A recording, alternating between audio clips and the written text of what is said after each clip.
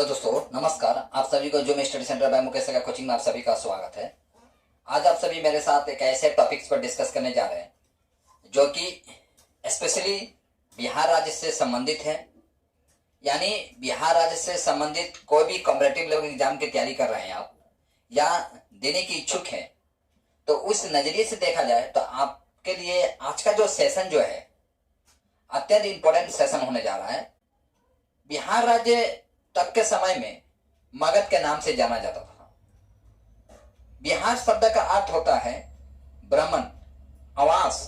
बिहार के धरती पर एक से एक चक्रवर्ती राजा बिहार के धरती पर जन्मे हैं। एक से एक धर्म गुरु का जन्म हुआ है बिहार के धरती पर। यूपीएससी एग्जाम देख लीजिए, यूपीएससी के एग्जाम में कोई कैंडिडेट बिहार का ना हो, चाहे किसी भी साल का यूपीएससी के एग्जाम रिजल्ट जो निकलती है वो रिजल्ट उठा के देख लीजिए, उसमें से बिहार का कैंडिडेट ना हो, ये हो नहीं सकता है। तो बिहार गरीब क्यों? जो राज्य यूपीएससी एग्जाम में एक अच्छा खासा परसेंटेज रख देता है, यानी यूपीएससी एग्जाम में बिहार राज्य से एक अच्छा खासा कैंडिडेट पास होते हैं, तो बिहार राज्य गरीब क्यों? बिहार में बसने वाले लोगों को बिहारी कहा जाता है। आज हो सकता है ये इस वीडियो के माध्यम से मैं किसी को ठेस नहीं पहुंचाना चाहता हूं, पर एक बात कहना चाहूंगा। आज बिहार शब्द जो है एक प्रकार का इंसल्ट का शब्द बन गया है। क्यों?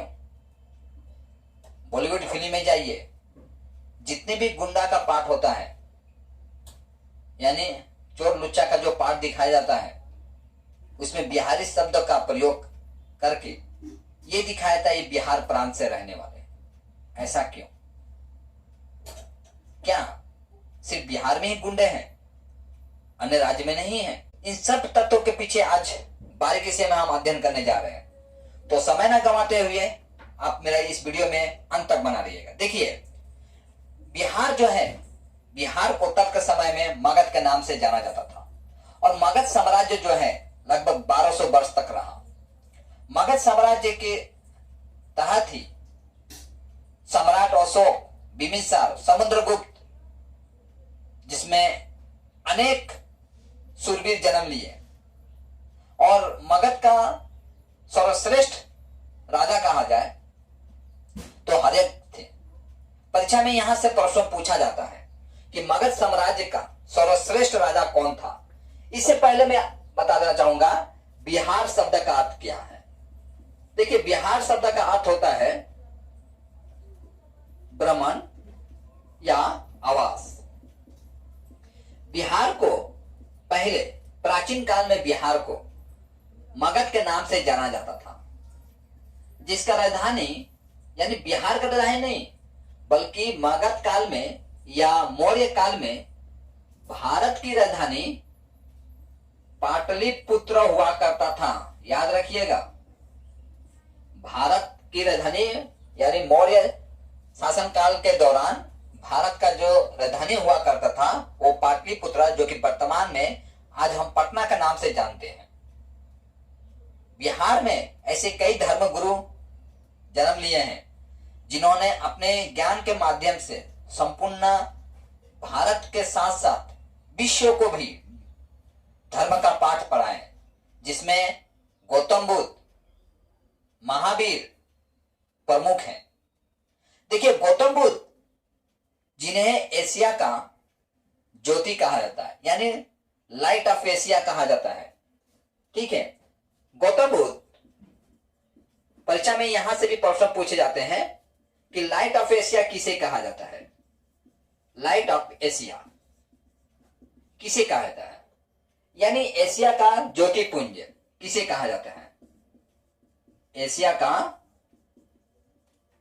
ज्योतिपुंज किसे कहा जाता है? तो आपका आंसर होगा गौतम बुद्ध। परीक्षा में यहां से प्रश्न पूछे जाते हैं।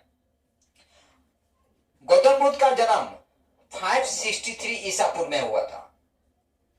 मतलब ईसा मसीह का जन्म से 563 वर्ष पहले लुम्बिनी में गौतम बुद्ध का जन्म हुआ था। कहां जन्म हुआ था? लुम्बिनी में 563 ईसा पूर्व में। वहीं महावीर को देखिए, महावीर जो कि जैन धर्म के प्रवर्तक थे और 24वें और अंतिम तीर्थकर थे महावीर, जिनका जन्म 540 ईसा पूर्व में हुआ था। परीक्षा में यहां से पूछा जा सकता है कि जैन धर्म के प्रवर्तक कौन थे? तो जैन धर्म के जो प्रवर्तक थे वो कौन थे? महावीर। महावीर जैन धर्म के प्रवर्तक थे। कितने नंबर गुरु थे ये? 24 नंबर और अंतिम थे। मतलब इनके पश्चात कोई जैन धर्म का गुरु नहीं बने। इनका जन्म जो है 540 ईस्वी में वैशाली कुंडल ग्राम के वैशाली में हुआ था। इनका परीक्षा में यहां से भी प्रश्न पूछा जाता है कि महावीर का जन्म कब हुआ था? तो इनका जन्म हुआ था 540 ईसा पूर्व में। गौतम बुद्ध का जन्म 563 ईसा पूर्व में, इनका जन्म 540 ईसा पूर्व में। कहां हुआ था इनका जन्म? वैशाली में। इनका जन्म वैशाली में। 21 के प्रवर्तक थे, मतलब कौन धर्म का संस्थापक थे? तो ये जैन धर्म के संस्थापक थे। जैन धर्म आज जो देख रहे हैं आप, तो जैन धर्म के जो धर्म गुरु थे, जो संस्थापक थे यानी महावीर, उनका भी जन्म बिहार में ही हुआ था, जो कि प्राकृत भाषा में भाषण दिया करते थे, धर्म संबंधित प्रवचना दिया करते थे। अपने धर्म संबंधित यानी जैन धर्म से संबंधित जो भी प्रवचना देते थे वो प्राकृत भाषा में देते थे। परीक्षा में यहां से भी प्रश्न पूछा जाता है कि जैन धर्म की जो प्रवचना होती थी वो किस भाषा में होती थी? तो प्राकृत भाषा में होती थी।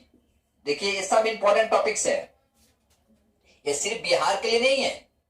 कोई भी कॉम्पिटिटिव लेवल की एग्जाम की तैयारी कर रहे हैं तो उस नजरिए से देखा जाए तो ये सारे जो टॉपिक्स जो हैं आपके लिए अत्यंत इंपॉर्टेंट होने जा रहे हैं। ठीक है, मगध साम्राज्य जो है लगभग 600 वर्ष तक बिहार में शासन करता है और वहीं गुप्त साम्राज्य जो है लगभग 300 वर्ष तक शासन करता है। वहीं पर देखा जाए बिहार में उन दिनों में बिहार में एक नालंदा विश्वविद्यालय हुआ करता था, जो कि नालंदा विश्वविद्यालय भारत का सर्वश्रेष्ठ विश्वविद्यालय में से एक था। ऐसे तो उन दिनों में 2 विश्वविद्यालय थे, एक नालंदा विश्वविद्यालय और एक तक्षशिला। जिस तरह से ब्रिटिश पीरियड में देखेंगे तो ब्रिटिश पीरियड में विश्व का 2 सबसे यूनिवर्सिटी टॉप लेवल के यूनिवर्सिटी थे, एक थे कैम्ब्रिज और दूसरा था ऑक्सफोर्ड जो कि ब्रिटेन में था। उस तरह से भारत की धारा पर देखा जाए तो सर्वश्रेष्ठ विश्वविद्यालय देखा जाए तो वो था नालंदा, जिसमें कई ऐसे यात्री आए, छात्र आए जो पढ़े, यहां पढ़कर ज्ञान अर्जित किए और यहां से ज्ञान अर्जित करने के पश्चात यहां से अपने धार्मिक पुस्तकों को संग्रह करते हैं और यहां से जाकर अपने देश में जाकर अपने धर्म का प्रचार प्रसार करते हैं, जिसमें हुएनसांग प्रमुख थे, जो कि भारत में आकर नालंदा विश्वविद्यालय में लगभग 15 साल तक शिक्षा अर्जित करते हैं। हुएनसांग जो कि हर्षवर्धन के शासनकाल में आए थे भारत। तो देखिए परीक्षा में यहां से भी प्रश्न पूछे जाते हैं कि आपका मगध साम्राज्य जो था, मगध साम्राज्य का पीरियड जो है कितना साल तक था? तो मगध साम्राज्य का जो पीरियड जो है मगध साम्राज्य का वो 600 वर्षों तक था। वहीं गुप्त साम्राज्य देखा जाए, गुप्त साम्राज्य का पीरियड जो था वो कितना साल था? 300 वर्षों तक। माने यानी गुप्त साम्राज्य 300 वर्ष तक शासन किए थे, वहीं मगध साम्राज्य 600 वर्षों तक शासन किए थे। लेकिन जो नालंदा विश्वविद्यालय है यहां से भी प्रश्न पूछा जाता है कि नालंदा विश्वविद्यालय की स्थापना किसने किया था? तो नालंदा विश्वविद्यालय की स्थापना जो है कुमारगुप्त किए थे। परीक्षा में यहां से प्रश्न पूछा जाता है कि नालंदा विश्वविद्यालय की स्थापना किसने किए थे? तो कुमारगुप्त थे। देखिए उन दिनों में नालंदा विश्वविद्यालय के कई गुरु थे, आचार्य थे, जो कि भारत के साथ साथ विश्व में अपने ज्ञान के लिए जाने जाते थे, जिनमें आपका आर्यभट्ट, शिलभद्र और नागार्जुन थे। कौन थे? आर्यभट्ट। परीक्षा में यहां से पूछा जाता है, आर्यभट्ट, नागार्जुन और शिलभद्र। ये शिलभद्र वही शिलभद्र है जब हुएनसांग भारत आए थे और भारत आकर नालंदा विश्वविद्यालय में यानी बिहार की धरती पर ज्ञान अर्जित कर रहे थे। तो उस समय का नालंदा विश्वविद्यालय के जो कुलपति थे वो शिलभद्र ही थे। यहां से भी परीक्षा में प्रश्न पूछे जाते। देखिए एक एक टॉपिक्स यहां पे इंपॉर्टेंट है। मैं आपको सचेत करना चाहूंगा कि आप लोग इसका एक स्क्रीनशॉट ले लीजिए और इसका एक नोट बनाया कीजिए, क्योंकि किसी भी कॉम्पिटिटिव लेवल की एग्जाम के लिए ये सारे टॉपिक्स जो है अत्यंत इंपॉर्टेंट है। ठीक है, तो आपको मैं पुनः परिभाषित दिला देता हूं, इसके बाद मैं दूसरा चलता हूं। बिहार शब्द का अर्थ क्या होता है? ब्राह्मण और आवास।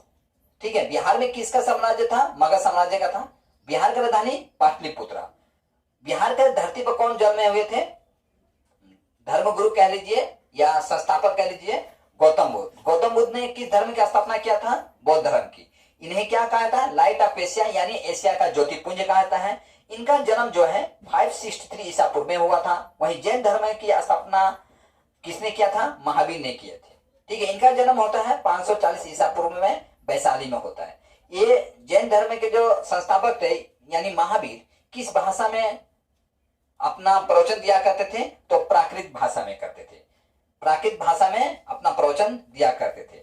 मगध साम्राज्य कितना साल तक रहा? 600 वर्षों तक रहा। और गुप्त साम्राज्य जो है 300 वर्षों तक रहा।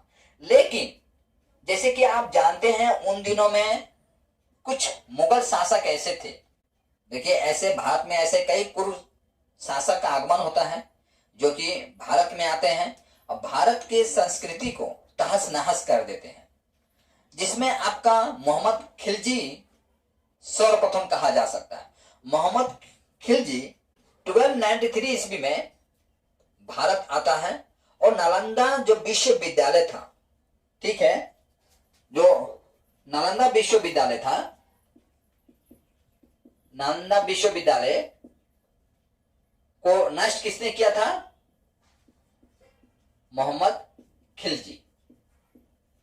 ये सिर्फ नालंदा विश्वविद्यालय को नष्ट नहीं किया था, बल्कि मोहम्मद खिलजी जो है भारत आने के पश्चात भारत के कई धर्मस्थल को तहस नहस कर दिया था, मंदिरों को तोड़ दिया था, यानी हिंदू साम्राज्य को, हिंदू धर्म को नाश करने पर तुल गया था। बजबरन धर्म परिवर्तन कराया था मोहम्मद खिलजी। यहां से धन संपत्ति को लूटा। और यही नहीं, उन दिनों में नालंदा जो विश्वविद्यालय था, जैसे कि मैं पहले बताया आपको कि नालंदा विश्वविद्यालय उन दिनों में भारत का सर्वश्रेष्ठ विश्वविद्यालयों में से एक था, जहां की लगभग 10,000 छात्र एक साथ बैठ सकते थे, यानी 10,000 छात्र रह सकते थे नालंदा विश्वविद्यालय में। यानी विश्व के विभिन्न प्रांतों से छात्र यहां आकर शिक्षा अर्जित करते थे। लगभग कितना छात्रों पर बैठने की यहां क्षमता थी? लगभग 10,000। यहां जो शिक्षक जो थे वो कितना शिक्षक थे, माने आचार्य कितने थे यहां पर? आचार्य 2,000 आचार्य थे, मतलब गुरुजी थे यहां पर शिक्षा देने के लिए। अब देखिए 10,000 छात्र और 2,000 शिक्षक। अब समझ सकते हैं अपने आप में एक विश्वविद्यालय की जो एनरोलमेंट हो, यानी संख्या हो बच्चों की, इतना हो 10,000 और टोटल देखा जाए तो आपका 12,000। ये अपने आप में बहुत बड़ी संख्या थी। मोहम्मद खिलजी को यह नहीं सहा और उसने क्या कर दिया, जो नालंदा विश्वविद्यालय का जो लाइब्रेरी था, लाइब्रेरी में आग लगा दिया। यानी उस लाइब्रेरी में भारत की संस्कृति से संबंधित, भारत के विज्ञान से संबंधित, भारत के खगोल शास्त्र से संबंधित, भारत के इतिहास से संबंधित कई पुस्तक थे लाइब्रेरी में। कई दिग्गज महापुरुषों का द्वारा लिखा गया पुस्तक था, हस्तलिपि पुस्तक था, उन सारे पुस्तकों को तहस नहस कर दिया। यहां तक वो आग लगा देता है, और आग इतना भयानक होती है, इतना पुस्तक होता है कि लगभग 4 या 5 महीना तक लाइब्रेरी में आग धू धू करके जल रही थी। अब आप समझ सकते हैं, किसी लाइब्रेरी में 4-5 महीने आग की लपट निकले, यानी आग धू करके जल रही हो, तो उस लाइब्रेरी में कितना पुस्तक होगा आप कल्पना कर सकते हैं। यानी मुगल शासक भारत को नष्ट करने में, मुगल शासक हो, लोधी शासक हो, ये जो शासक जो आए भारत में, तो भारत को नष्ट करने में कहीं से भी कोई कसर नहीं छोड़े। उस समय में भारत को नष्ट तो किए ही, साथ साथ में इसका एक अच्छा खासा नकारात्मक प्रभाव इन क्रूर शासकों द्वारा जो की गई गतिविधियां था, इसका एक अच्छा खासा नकारात्मक प्रभाव बिहार प्रांत को उठाना पड़ा। जैसे कि आप जानते हैं, ब्रिटिश ईस्ट इंडिया कंपनी एक मसाले की कंपनी थी। यानी ब्रिटिश ईस्ट इंडिया कंपनी एक मसाला का बिजनेस था, या व्यापार करने वाले लोग थे। परीक्षा में यहां से भी प्रश्न पूछा जाता है कि ईस्ट इंडिया कंपनी किस चीज की कंपनी थी, क्या रेलवे की कंपनी थी या कंस्ट्रक्शन की कंपनी थी? तो कुछ नहीं, ब्रिटिश ईस्ट इंडिया कंपनी जो थी, ब्रिटिश में इसलिए कहता हूं क्योंकि ब्रिटिश द्वारा स्थापित किया गया कंपनी था। ब्रिटिश ईस्ट इंडिया कंपनी जो थी, वो ईस्ट इंडिया कंपनी भारत में आती है 1600 ईस्वी में। यहां से भी प्रश्न पूछे जाते हैं। और प्रथम व्यापारिक केंद्र स्थापित करते हैं कहां? सूरत में। सूरत में, जो कि जहांगीर तब का समय में शासक हुआ करते थे भारत का।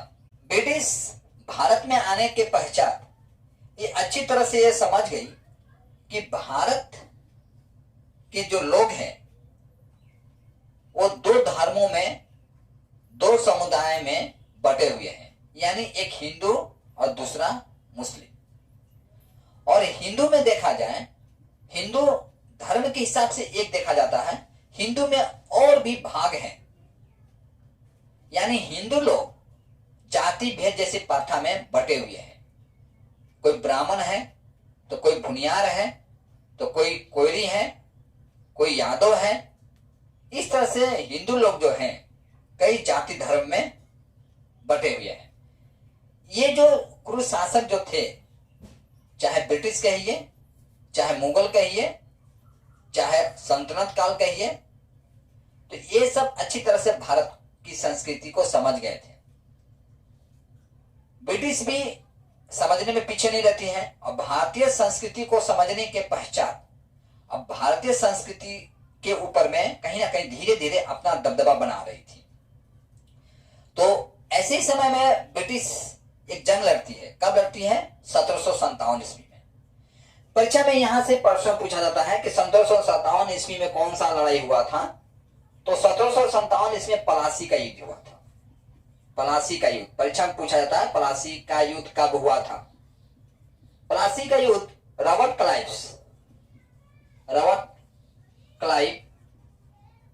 क्लाइव से और सिराजुद्दौला के बीच में हुआ था। परीक्षा में यहां से प्रश्न पूछा जाता है कि पलासी का युद्ध किसके किसके बीच में हुआ था? तो पलासी का युद्ध रॉबर्ट क्लाइव और सिराजुद्दौला के बीच में हुआ था, जिसमें सिराजुद्दौला की हार होती है और रॉबर्ट क्लाइव का विजय होता है। दूसरा युद्ध ब्रिटिश लड़ती है, बक्सर का युद्ध 1764 ईस्वी में, जो कि मीर कासिम और ईस्ट इंडिया के बीच में होती है। 1764 ईस्वी में देखिए, सन पर ध्यान दीजिए आप। 57 में हुआ लड़ाई और वो 64 में दूसरा लड़ाई। कौन सी लड़ाई? बक्सर का युद्ध। बक्सर का युद्ध। यहां से भी परीक्षा में प्रश्न पूछे जाते हैं कि बक्सर का युद्ध कब हुआ था? तो मीर कासिम और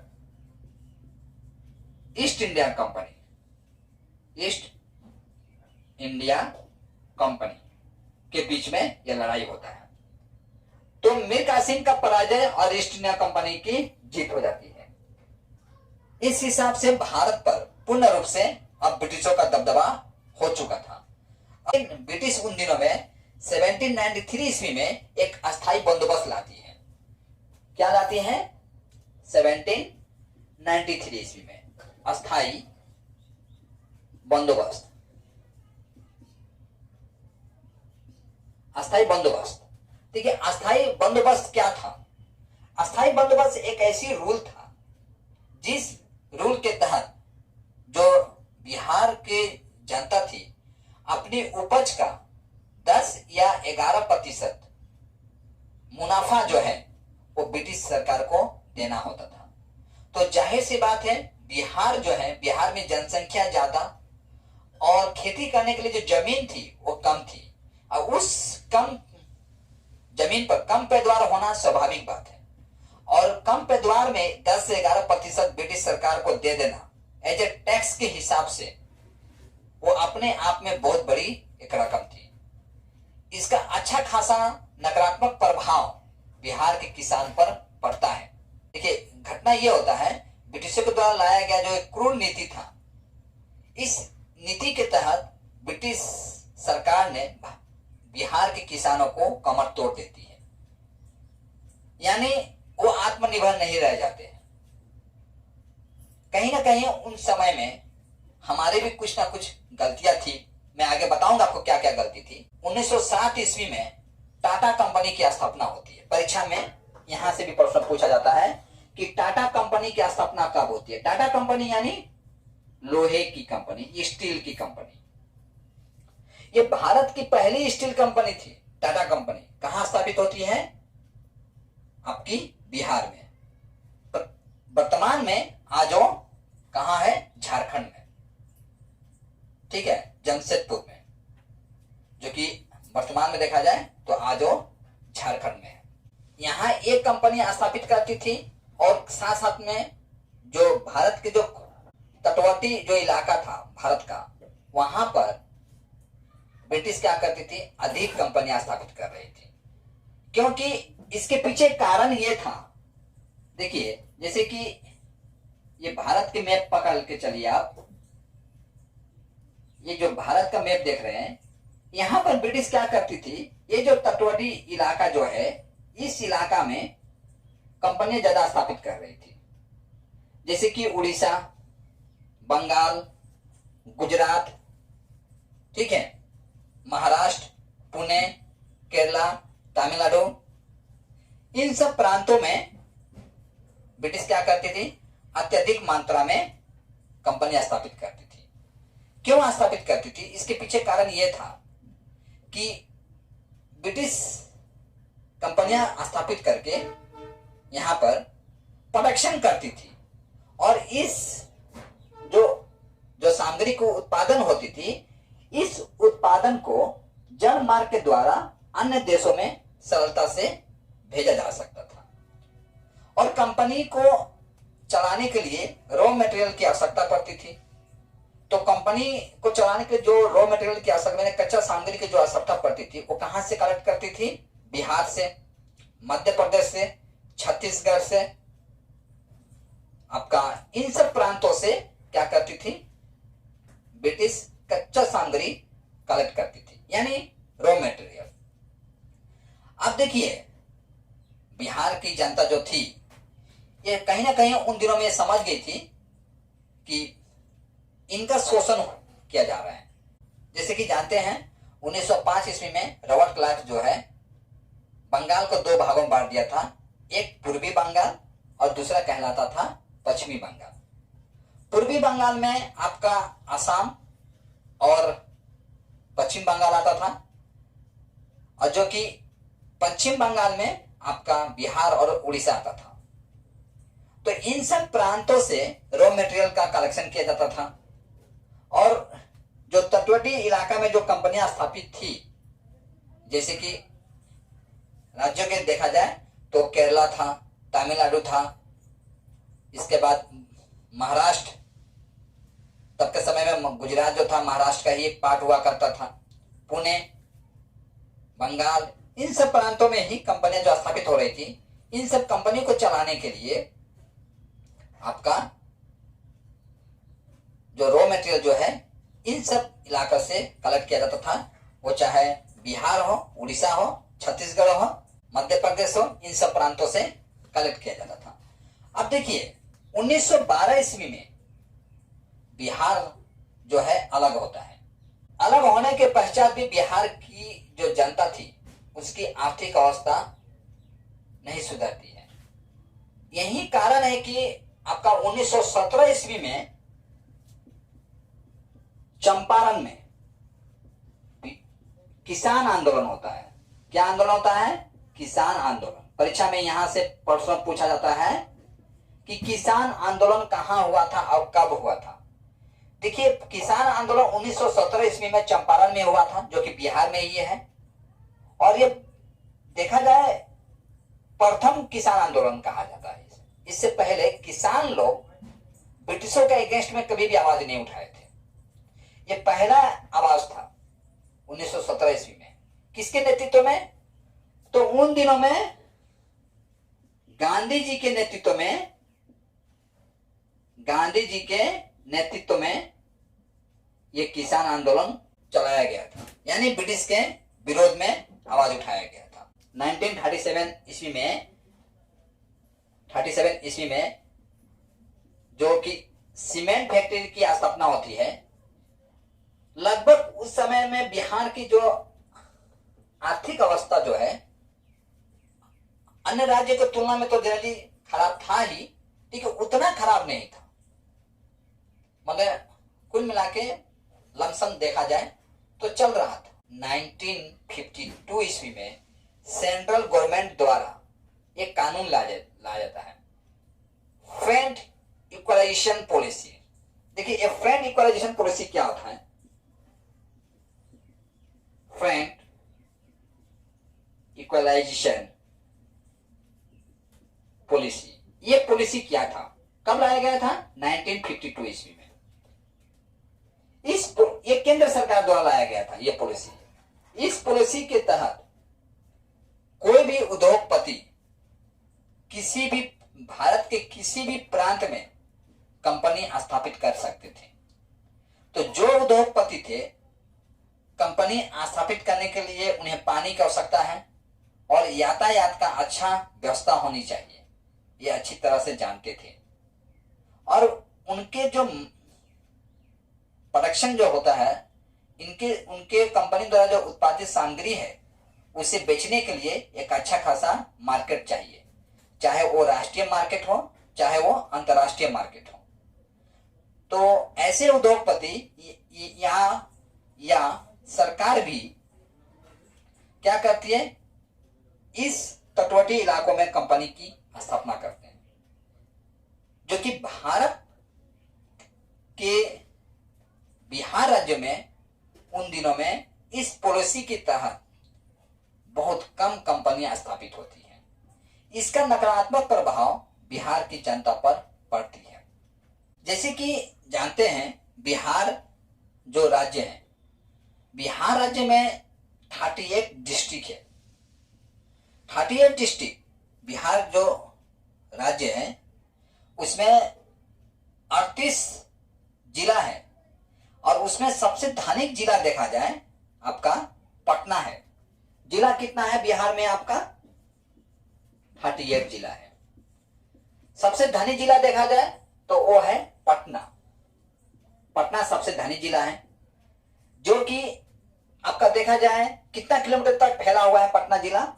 तो 3200 किलोमीटर तक फैला हुआ है। इसका पर कैपिटल देखा जाए तो 131.1 हजार है। सबसे गरीब जिला है बिहार का, गरीब जिला है। कितना परसेंट यहां लोग गरीब है? 64.75%। देखिए बिहार के लिए यदि आप बिहार का कोई भी कॉम्पिटिटिव एग्जाम के लिए आप तैयारी कर रहे हैं तो ये सब जो डाटा जो है आपके लिए इंपॉर्टेंट होने जा रहा है।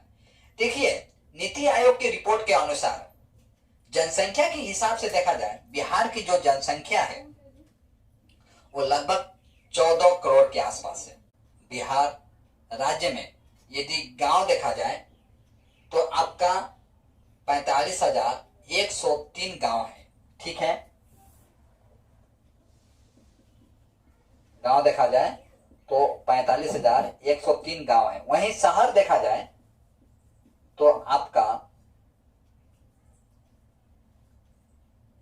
199 शहर है। तो जाहिर सी बात है, बिहार के एक अच्छा खासा जनसंख्या गांव में बसती है। ऐसे तो गांव, भारत जो है गांवों का देश कहा जाता है। तो बिहार में देखा जाए तो बिहार की जनसंख्या के हिसाब से देखा जाए तो बिहार के जो गांव जो हैं उसमें एक अच्छा खासा जनसंख्या गांव में बसती है। कितना परसेंट? लगभग गांव में 88.70% गांव में बसती है। माने जनसंख्या का इतना प्रतिशत 88.70% जो है वो आपका गांव में बसती है। वहीं शहर में देखा जाए 11.30% जो है आपका जनसंख्या जो है शहर में बसती है। यदि आप देखेंगे जनसंख्या, भारत की कुल जनसंख्या का लगभग आपका बिहार की जनसंख्या कितना है? आपका 8.60% है। मतलब भारत की जनसंख्या के हिसाब से देखा जाए तो भारत की जनसंख्या का 8.60% लोग जो है वो आपका बिहार राज्य में निवास करते हैं।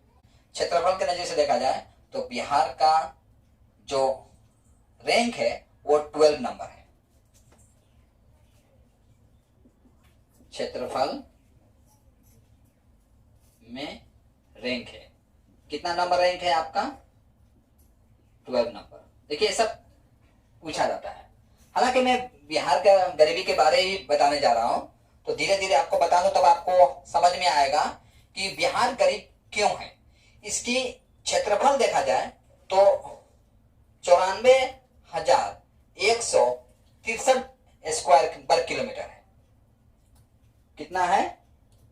94,163 वर्ग किलोमीटर। यानी बिहार के पास जमीन बहुत कम और जनसंख्या ज्यादा, तो जाहिर सी बात है गरीबी का एक कारण ये भी बनेगा।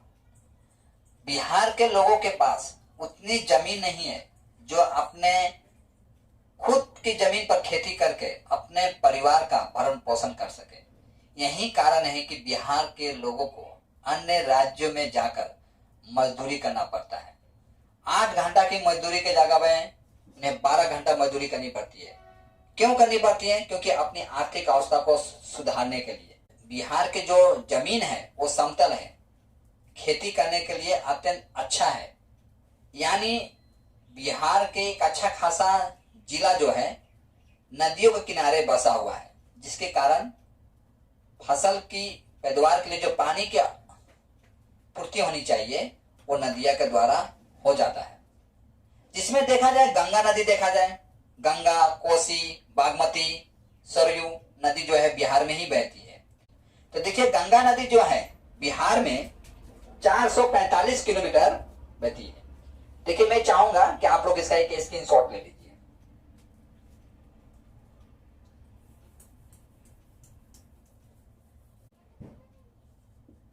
बिहार में आपका 445 किलोमीटर बहती है। ठीक है, वहीं आपका देखा जाए कोसी नदी, जो कि कोसी नदी को बिहार का शोक कहा जाता है। यानी शोक इसीलिए कहा जाता है कि कोसी नदी की जल से, बाढ़ के समय जो कोसी नदी का जो जल है, इसकी जल से बिहार को अत्यंत नुकसान पहुंचता है। तो ये ज्यादा नहीं बहती है, फिर भी इसकी जो जल धारा है बिहार को अत्यंत नुकसान पहुंचाती है। तो कोसी नदी जो है इसकी लंबाई का लगभग 260 किलोमीटर आपका बिहार में बहती है। इसे किस बिहार का शोक नदी किसे कहा जाता है? तो कोसी नदी को। परीक्षा में यहां से प्रश्न पूछा जाता है, कोसी नदी को। इंपॉर्टेंट है ये। तीसरी देखा जाए तो बागमती। बागमती जो देखा जाए, बागमती जो नदी है 394, बागमती जो है 394 किलोमीटर बिहार में बहती है। वहीं सरयू नदी देखा जाए तो सरयू नदी सबसे कम बहती है। सरयू नदी जो है सिर्फ 83 किलोमीटर तक ही बिहार में बहती है। बिहार की गरीबी का प्रमुख कारण देखा जाए तो कहीं ना कहीं इन नदियों की बाढ़ के समय जो अवस्था होती है उस अवस्था को कह सकते हैं। यानी बिहार जो है हर साल आपका प्राकृतिक आपदा का सामना करता है, बाढ़ जैसे प्राकृतिक आपदा का सामना करता है। भारत की जनसंख्या का लगभग 76% जो लोग हैं वो बाढ़ वाले इलाके में रहते हैं। वहीं सिर्फ बिहार का देखा जाए तो 16% लोग जो है आपका बाढ़ वाले इलाके में रहते हैं। भारत का देखा जाए तो कितना परसेंट? 76%। और बिहार का देखा जाए, बिहार की जनता लगभग 16% जो है बाढ़ वाले इलाके में निवास करती है। तो 16% अपने आप में जानते हैं कि बहुत बड़ी एक आंकड़ा है। अब देखिए, तो एक हिसाब से हम मानते हैं कि बिहार का गरीबी के पीछे ये नदियों की जलधारा भी जो है प्रमुख है। दूसरा, बिहार के गरीब होने का कारण देखा जाए तो आपका नक्सलवादी घटना को माना जा सकता है। एक तो प्राकृतिक आपदा के तौर पर आप बाढ़ को ले सकते हैं, ठीक है। अब मैं डिस्कस करने वाला हूं बिहार राज्य गरीब क्यों है।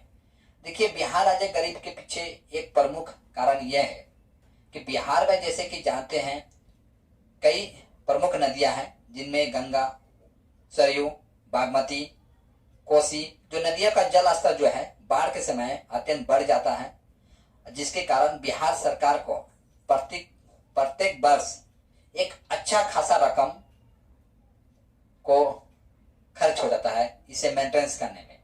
यानी अपनी जनता को सुविधा उपलब्ध कराने में एक अच्छा खासा पैसा बिहार सरकार का नष्ट हो जाता है, जिसका नकारात्मक प्रभाव बिहार की जनता पर पड़ती है। कई 100 हेक्टेयर जमीन पर उगे फसल जो है बाढ़ के पानी के कारण नष्ट हो जाते हैं। भारत का लगभग 60.5% बाढ़ इलाका जो है वो बिहार में है। तो पहला कारण हम लेंगे प्राकृतिक कारण, बाढ़ जैसी प्राकृतिक कारण, बाढ़ जैसी प्राकृतिक आपदा, पहला कारण। दूसरा कारण लेंगे नक्सलवादियों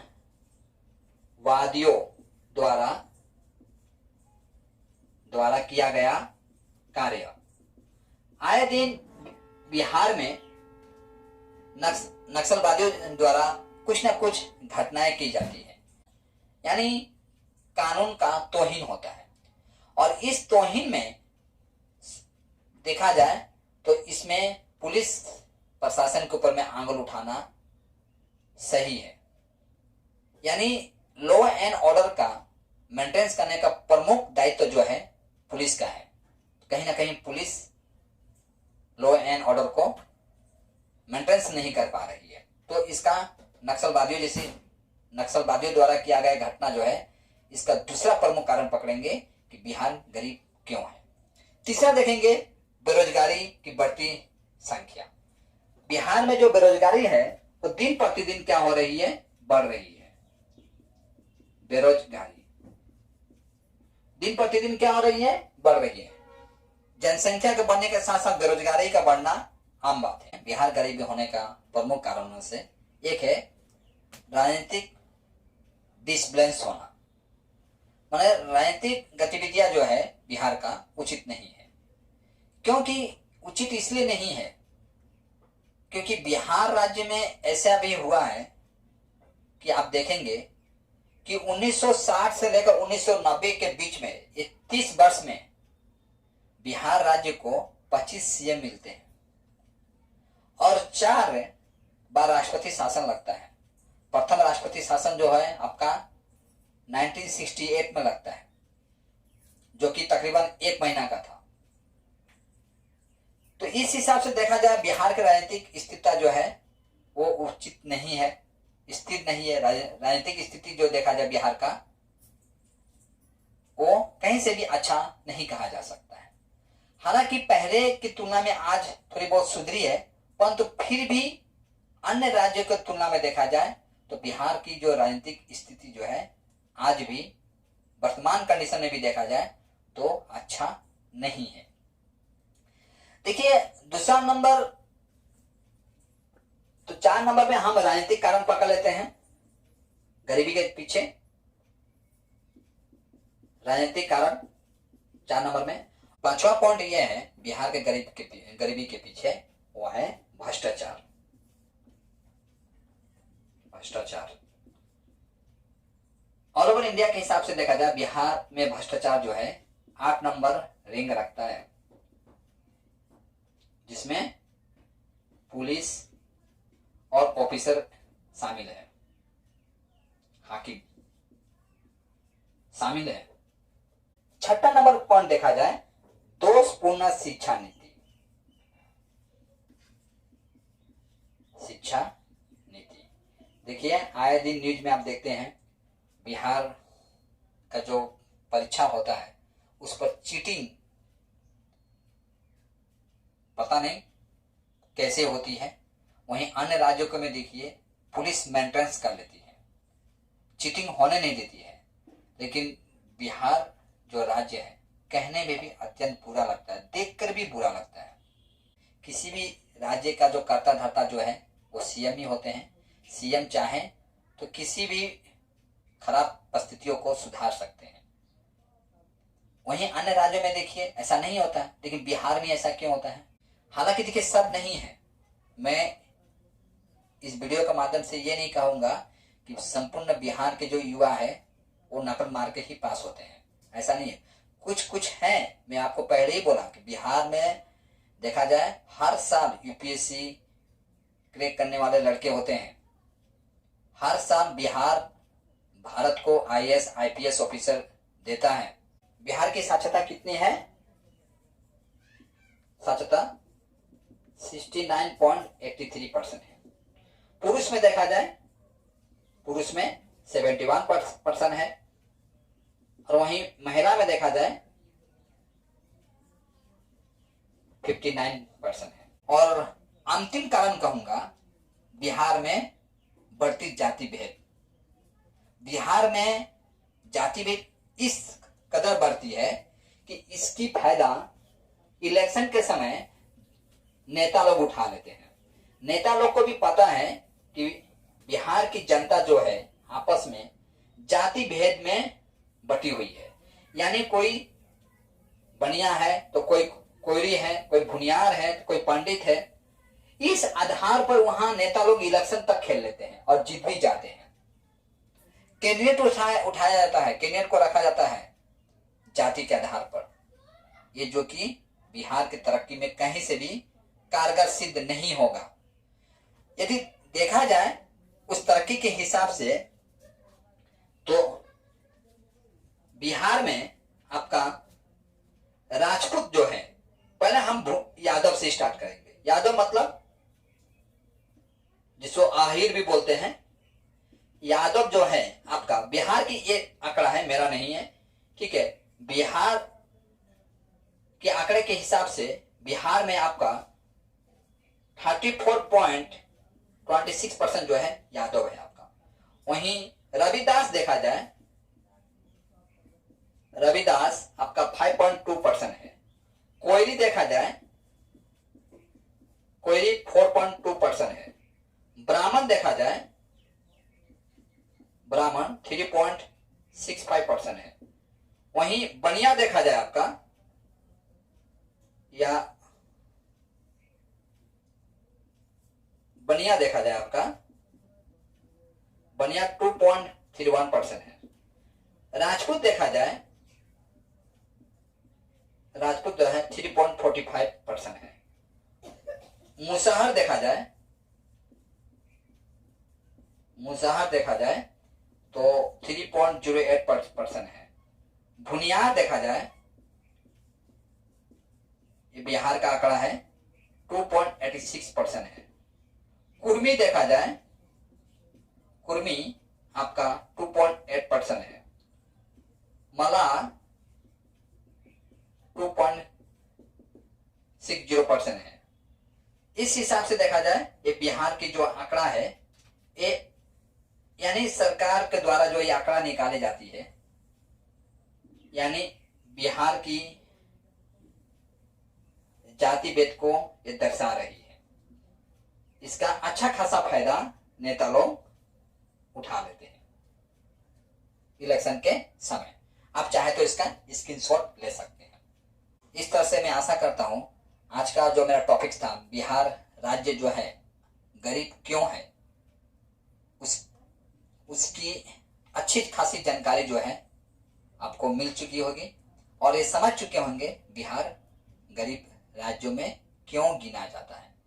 और यदि बिहार राज्य को सुधारना है तो जाहिर सी बात है इन सब टॉपिक्स के ऊपर में बड़ी बारीकी से सरकार को कदम उठानी पड़ेगी और साथ में जनता को लॉ एंड ऑर्डर मेंटेनेंस करना होगा।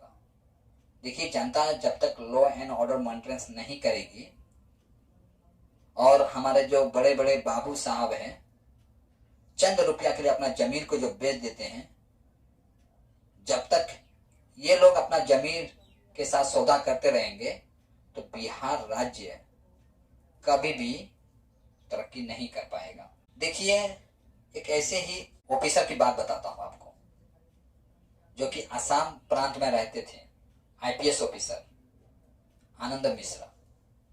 उनका मैं इंटरव्यू सुन रहा था तो बता रहे थे इंटरव्यू में कि मैं अपने बिहार राज्य को सुधारना चाहता हूं। मेरा नौकरी से इस्तीफा देने का प्रमुख कारण है कि मैं बिहार राज्य को सुधारना चाहता हूं। हालांकि देखिए, इस चीज को मैं बहुत पहले से मैं खुद सेल्फ स्टडी कर रहा था इस चीजों को। ऑब्वियसली ये बात सही भी है। बिहार के जो लड़के जो पढ़े लिखे होते हैं, यूपीएससी आईएएस आईपीएस जो बन जाते हैं, वो बिहार राज्य से निकलकर अन्य स्टेट में चले जाते हैं और वहां की लॉ एंड ऑर्डर को मेंटेनेंस कर लेते हैं, वहां की कंडीशन को सुधार लेते हैं। तो जो पढ़े लिखे लोग हैं वो बाहर चले गए, तो बचे कौन? जो अनपढ़ गंवार या नाम मात्र की पढ़े लिखाई किए हुए हैं, नाम मात्र का ही उनके पास डिग्री है। इस वीडियो का मेन मकसद यही था कि हम जो बिहार वासी हैं, हम सभी एकजुट होकर बिहार की कमियों को समझें, परखें और उसको सुधारने के लिए अपने ओर से हर संभव प्रयास करें। सर्वप्रथम यदि आप सच में बिहार राज्य को उन्नत देखना चाहते हैं तो प्रथम आप अपने मोहल्ले से स्टार्ट कीजिए। मोहल्ले से स्टार्ट करेंगे, उसकी सकारात्मक जो प्रभाव है वो गांव में पहुंचेगी, गांव से शहर में, शहर से राज्य में अवश्य पहुंचेगी। और ऐसा नहीं कि बिहार की जनता जो है यानी बिहार की युवा है करने में सक्षम नहीं है। यदि करने में सक्षम नहीं होते तो आईएएस और आईपीएस नहीं बनते। एक सिंपल सेंटेंस है। तो आशा करता हूं मेरे कहने का तात्पर्य समझ चुके होंगे और मेरी द्वारा दी गई जो थोड़ी बहुत जानकारी है आपका कॉम्पिटिटिव लेवल के एग्जाम के लिए तो इम्पोर्टेंट था ही, और आपकी जिज्ञासा में थोड़ी बहुत वृद्धि अवश्य की होगी। यदि वीडियो अच्छा लगे आपको तो लाइक कमेंट कीजिएगा और अन्य मित्र मंडलियों में शेयर अवश्य कीजिएगा। तो आज का क्लास मैं यहीं समाप्त करता हूँ। जय हिंद।